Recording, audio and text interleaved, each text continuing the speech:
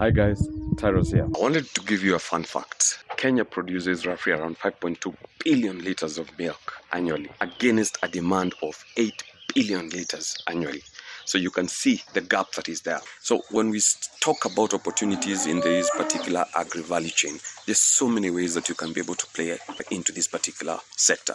Now, I think yesterday I took a walk around the village, and one thing I noticed is that most homes you would find, especially around 6 p.m. or 6 p.m. in the evening and 6 a.m. in the morning, they have these small jerry cans, 10 liters, 15 liters, 20 liters, even 50 liters jerry can outside their gates. And then you have pickups, guys in pickups, motorbikes, and also the big boys, Brookside, KCC, Fresher, coming to collect this particular milk. And there has been a radical change, especially in the community, where a lot of young men now are looking at owning at least a cow, a dairy cow, even if it's for beef or for dairy, but primarily dairy.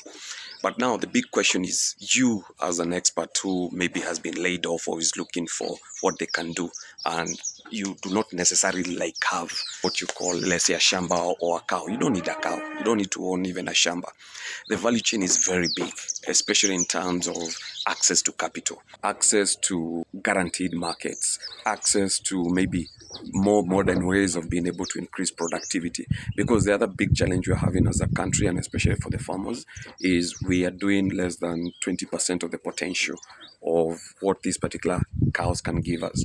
We need people who have gone to school, who have worked for all these big multinationals, who have worked for the research companies to come down, create a consultancy around that in terms of basically where do you play within this particular ecosystem. And yeah, figure out if let's say you're a finance guy, figure out how do you bring together farmers, or how do you organize these particular farmers to be able to get credit, to be able to increase their stock and then get a commission out of it.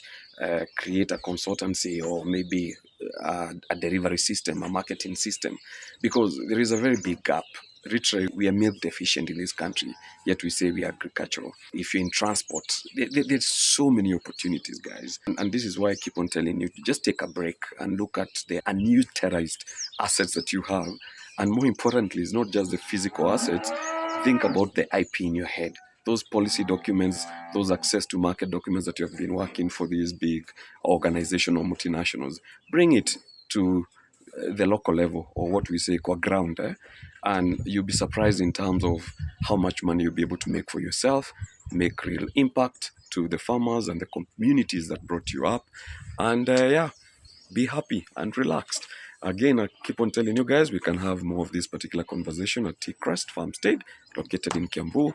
Come, let's have coffee, tea, whatever you want, a glass of milk, and we have a conversation in terms of, based out of your experience, what you have, and how you can be able now to play into this particular agri sector. Because I can tell you, if there is one advantage we have as Kenya or as Africa, is agriculture.